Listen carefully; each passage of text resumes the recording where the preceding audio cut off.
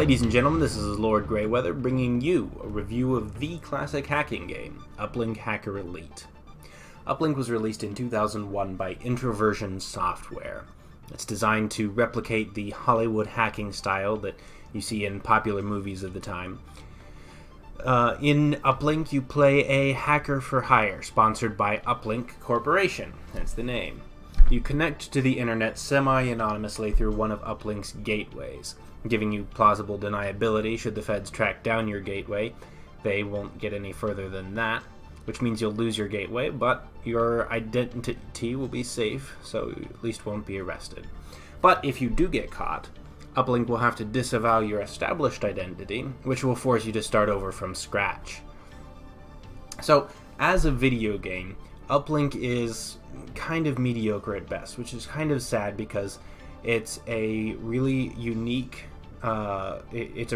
concept, and it could be executed really well.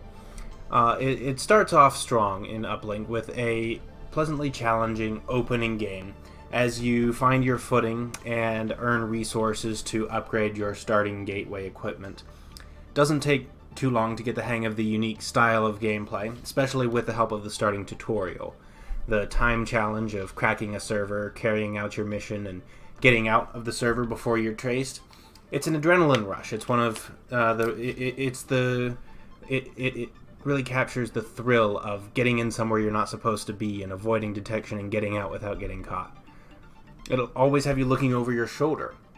Did you remember to wipe your logs? Are you sure you didn't forget anything? It's all too easy to get caught, and only the truly paranoid will survive. But that all changes once you have the ability to hack banks.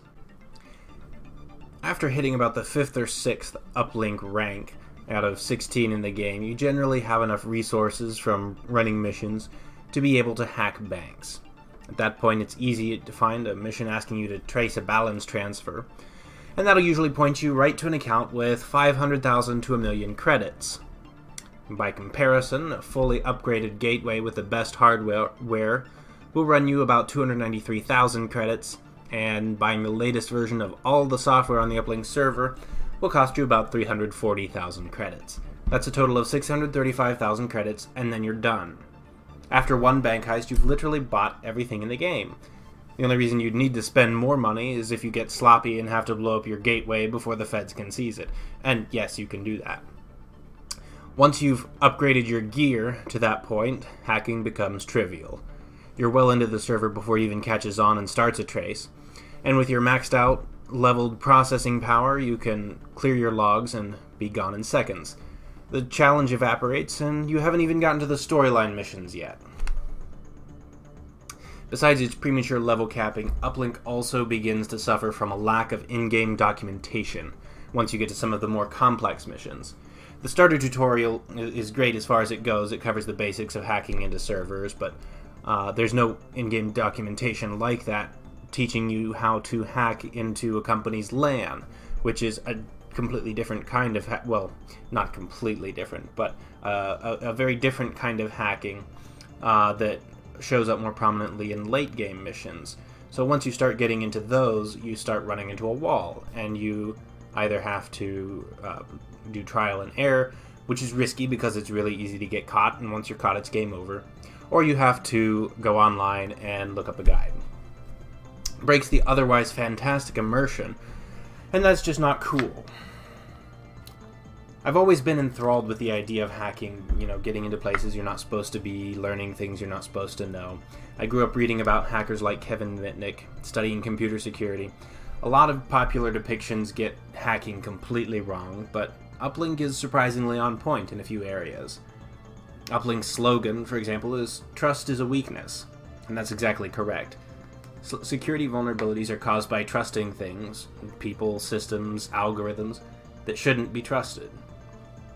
Surviving as a hacker in the real world is about paranoia. That's something Uplink captures very well. Trust no one, never ever make a mistake. If you watch the news, hackers get caught because they make simple errors, trusting the wrong people, accidentally leaving a chain of evidence that ties their criminal activities right back to their real-world identity. That's exactly the feel that you get from Uplink, which is one of the reasons I love this game, despite its flaws.